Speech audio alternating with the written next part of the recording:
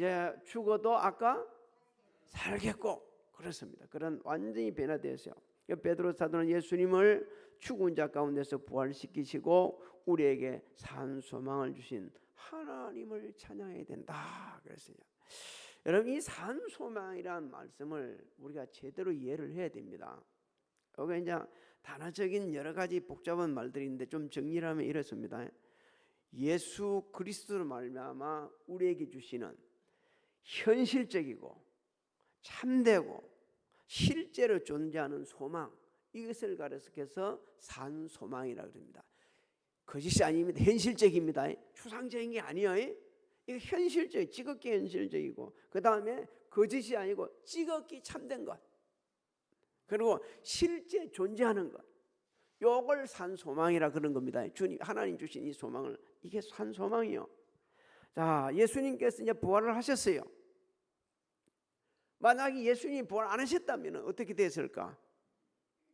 사도 바울은 이렇게 논쟁을 이야기를 합니다. 예수 믿는 사람이 가장 불행한 사람이다. 가장. 예수님 부활하시면 우리 부활의 증거가 됩니다. 믿습니까? 그렇기 때문에 이것은요, 지극히 현실적인 거예요. 그리고 지극히 실제적인 거고, 그리고 실제 존재하는 겁니다. 자, 그러니까 우리가 이게 혼동하는 경우가 있어요. 죽었다가 예수님이 살려주신 분이 한 사람 있습니다. 누구죠? 나사로거든요. 나사로를 가리켜서 성경학자들이 이렇게 말합니다. 그것은 육에서 육으로 살아났기 때문에 부활한 게 아니고 뭐 한 거요? 소생한 거다. 소생한 거다. 근데 예수님은 이 부활을 하셨어요. 그냥 부활을 한 게 아니고 예수님이 어떻게 부활하셨느냐? 육으로는 육인데 신령한 몸으로 부활을 하셨어요. 네. 그러니까 이게 예수님 부활은요, 연속성이 있고 비연속성이 있어요. 자, 연속성이라는 것은 몸으로 육으로 태어나 육신을 갖고 왔는데 보니까 안 믿으니까, 부활했다는 게 안 믿으니까 내 몸에 있는 뭐라 그러죠? 상처 난 거, 이거 좀 봐봐라. 그 몸을 입고 났어요. 그런데 놀랍게도 신령한 몸이 되셔가지고 그때부터 시간과 공간을 초월하게 되었어요. 문이 닫혔는데도 쑥 오시는 거예요. 그럼 우리 부활이 어떻게 될 건가? 거의 주님과 비슷할 거예요. 우리 부활도 육은 있지만 신령하게 그렇게 부활을 하게 되는 거예요. 이게 얼마나 지극히 현실적인지 참된 것인지 실제적인 건지 우리가 바로 믿어야 돼요.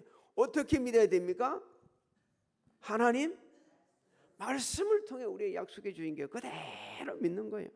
그래서 사도 바울이 이걸 못 믿으면 그 인생이 제일 불행할 수밖에 없다, 그리 말씀합니다. 고린도전서 15장 19절로 20절을 한번 읽어볼까요? 시작. 만일 그리스도 안에서 우리가 바라는 것이 다만 이 세상의 삶뿐이면 모든 사람 가운데 우리가 더욱 불쌍한 자이리라. 그러나 이제 그리스도께서 죽은 자 가운데서 다시 살아나사 잠자는 자들의 첫 열매가 되셨도다. 할렐루야. 여러분, 실제적이도 않고 현실적이도 않고 참된 것도 아닌 것들은 이거는 참 소망이 아니에요. 구름 잡는 거예요. 하나님께서는 부활하신 예수님으로 말미암아 우리에게 천국에서 영원히 살 소망을 주셨습니다. 믿습니까? 그 하나님 나라에서 정말 복된 삶을 살 것을 소망을 주셨어요. 4절을 한번 읽어봅니다. 그렇게 말씀해 놓죠. 시작. 썩지 않고 더럽지 않고 쇠하지 아니하는 유업을 있게 하시나니 곧 너희를 위하여 하늘에 간직하신 것이라. 할렐루야. 여러분, 이 유업이라는 단어, 소유물, 유산, 이 유업이라는 단어가 소유물 그리고 유산, 이런 의미를 갖고 있습니다. 신약 성경에는 이걸 비유적으로 하나님의 은혜로 구원받은 모든 사람들에게 영원히 주어지는 복된 결과다, 이렇게 사용이 되셨어요. 예수 안 믿는 사람들은 하나님 나라를 유업으로 받을 수 없습니다. 예수 믿는 사람들 하나님 유업으로 받는 거예요. 그래서 하나님께서는 하늘에 간직하신 유업은 언제? 종말에 우리가 하나님으로부터 상속받게 되어진다고 성경은 우리에게 말씀해 주고 있습니다. 자, 마태복음 25장 34절로 36절을 읽습니다. 시작. 그때 임금이 그 오른편에 있는 자들에게 이르시되 내 아버지께 복받을 자들이여 나와 창세로부터 너희를 위하여 예비된 나라를 상속받으라. 내가 줄일 때에 너희가 먹을 것을 주었고 목마를 때에 마시게 하였고 나그네 되었을 때에 영접하였고 헐벗었을 때에 옷을 입혔고 병들었을 때에 돌보았고 옥에 갇혔을 때에 와서 보았느니라. 그러면서 그 뒤에 보면 주님 이리 말씀하시니까 그 양의 있던 사람들이 뭐라 그럽니까? 우리가 언제 그랬죠? 그러니까 주님이 언제 그랬냐고 가르쳐 주죠. 누구한테 한 거? 그렇습니다. 오늘 예배드리는 사랑하는 성도님들이에요. 부활의 신앙이 있습니까? 그렇다면 하나님 나라를 아주 상속받을 자인 것을 믿으시기 바랍니다. 그러면 그 받을 만한 삶도 있어야 돼요. 나는 예수 믿고 구원받았네, 나도 부활하겠네 말만 하는 게 아니고 부활 신앙을 가졌다면 부활의 삶도 있어야 합니다. 이 땅의 삶도 있어야 돼요. 그 삶이 없으면 아무 유익이 없다고 주님이 말씀했잖아요. 우리도 그렇게 했어요. 그러니까 주님이 뭐라고 합니까? 나 너희들 알지 못한다 그랬습니다. 알지 못한다. 베드로 사도는 당시 신앙을 지키기에 고국을 떠나 고난당했던 그 사람들, 오늘 1절에 보면 그러나죠. 예수 그리스도 사도 베드로는 본도, 갈라디아, 가파도기아, 아시아와 비두니아에 흩어진 나그네라 말하고 있잖아요. 신앙을 지키기 위해서 여기저기 흩어져 있는 디아스포라 성도들 얼마나 힘들겠어요. 그리고 오늘날 우리가 세상 살아가면서 신앙생활 한다고 때로는 힘들고 고통스럽고 괴로운 데 있는 우리 모두에게 진짜 소망을 주는 거예요. 너가 잘하고 있는 거야. 힘들고 고통스럽지만 산 소망 있어. 혹시 지금 너무 힘들고 고통스러운 사람 있습니까? 이 고통은 길어봤자 몇 년이요? 거짓말한다. 다 몇 년 살고 싶어요? 80년 정기했는데 다 100년 이상은 길어봤자 100년이요. 길어봤자 100년. 우리는 정말 천국에 산 소망을 가지고 사는 사람들입니다. 그래서 위로하는 거예요. 얼마나 신앙 지키려고 고향을 떠나고 가족을 떠나고 말이요 생명을 걸고 신앙을 지켰던 그 사람들 시간이 되면 참 죄송스럽지만 시간이 되면 터키를 한번 가보시기 바랍니다. 지하에 그 들어가 보면 말이요 그 로마 병정들이 기독교인을 죽이려 할 때 막 성경에서 봤을 거예요. 영화도 봤을 거예요. 물레를 확 돌려가지고 돌을 딱 맞고 말이요. 그러니까 그 지하도에서 사는 거예요. 그리고 막 했던 그 힘든 모습들을 가 보면 쭉 있거든요. 얼마나 힘들었는지 그 상황을 보지 않고는 이해가 안 가는 거예요. 그냥 우리는 갑바도에 어디 흩어져 있다니까 그냥 흩어져 놀러 간 줄 알고 있는데 신앙 지키기 위해서 생명을 걸고 신앙 지킨 사람들이에요. 그래서 그 사람들에게 위로하는 겁니다. 오늘 우리에게도 위로하는 겁니다. 산 소망이 있어. 예수 그리스도께서 부활했기 때문에 우리에게 산 소망을 준다고 하고 있습니다. 그러면서 그 소망에 대해서 의심하지 말라고 이렇게 이야기하죠. 하늘에 간직한 유업은 썩지 않는다. 썩지 않는다. 썩지 않는다는 거냐? 소멸되지 않는다는 겁니다. 늙거나 죽지 않는다는 겁니다. 없어지지 않는다는 거예요. 또 하늘에 간직하신 유업은 더럽지 않는다. 절대 오염되지 않는다는 겁니다. 지저분해지지 않는다는 거예요. 감염되지도 않는다는 거예요. 아픔이나 병, 사고, 공해나 온갖 종류의 오염되지 것들이 오염하려고 해도 오염할 수 없는 거예요. 하나님께서 어디에 간직했기 때문에? 하늘에 간직했기 때문에. 하늘에 간직한 유업은 쇠하지도 않는다는 겁니다. 여러분, 하나님께서 우리에게 장차 주실 것은요, 변하지 않아요. 그 화려함, 아름다움, 이건 영원 무궁하다는 거예요. 그러면서 그 소망을 지금 그 고통스럽게 살아가던 흩어져 나그네 생활하고 있는 사람들에게 선포를 하는 거예요. 오늘 살아가는 우리에게도 희망을 주고 있는 거예요.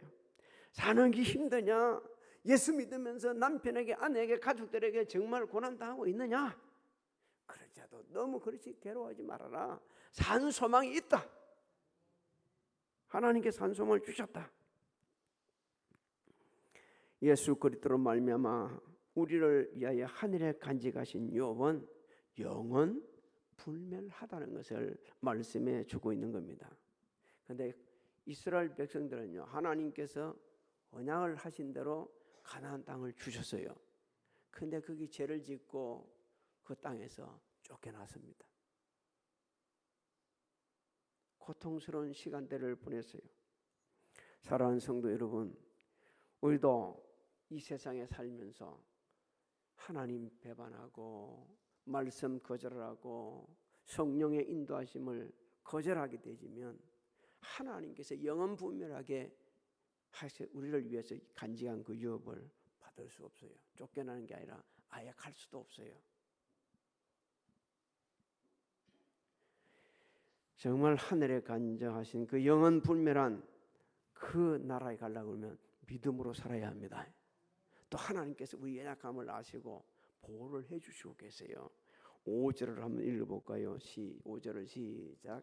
너희는 말세에 나타내기로 예비하신 구원을 얻기 위하여 믿음으로 말미암아 하나님의 능력으로 보호하심을 받았느니라. 하나님께서는 지금도 그 능력으로 우리 인생 여정의 여러 가지 시련을 가운데서 우리를 지켜주시고 보호해주시고 또 주저앉으면 회복시켜주시고 그러면서 우리를 인도해 가고 있습니다. 우리의 믿음이 연약해지게 되면 영적 능력 자체 가지고 하나님의 인도하심을 볼 수 없어요. 보호하심도 볼 수가 없어요. 그래서 왜 나만 일이 힘드냐 하면서 가슴을 치고 괴로워하고 고통스러워합니다. 여러분, 한 번만 그 고통스러운 시간대에 눈을 들어가지고 한번 바라보면 내 배후에서 역사하시는 하나님을 바라보게 되집니다. 나를 지키시고 보여주시는 하나님을 보게 됩니다. 데살로니가후서 3장 3절을 읽어봅니다. 시작. 주는 미쁘사 너희를 굳건하게 하시고 악한 자에게서 지키시리라. 그렇습니다. 예수님은 성경대로 2023년 전에 돌아가셨다가 성경대로 죽은 자 가운데서 3일 만에 부활을 하셨어요. 그래서 예수님의 부활을 갖다가 예언의 성취다, 말씀대로 이루어졌다 이렇게 말씀합니다. 지금도 하나님 말씀이 이루어집니다. 믿습니까? 그럼 하나님께서 예수님을 죽은 자 가운데서 며칠 만에 부활시켰다 하면 믿어야 합니다. 그 믿어야 돼요. 근데 사람들이 안 믿는 거예요. 못 믿겠다는 거예요. 근데 이걸 믿어야 돼요. 여러분, 믿게 되지면 성경은 우리에게 말씀합니다. 완전히 인생이 달라진다. 부활하신 주님을 믿게 된 사람들 바꿔진다. 고린도전서 15장을 보면 그렇죠. 사도 바울이 고백을 하죠. 내가 나된 것은 얼마나 자신이 잘났다고 대단했습니까? 나 바리새인 중에 바리새인이야. 내가 가말리엘 밑에서 그 훌륭한 교수님 돼서 내가 공부한 사람이야 하면서 자랑했던 사람이 이게 아니네.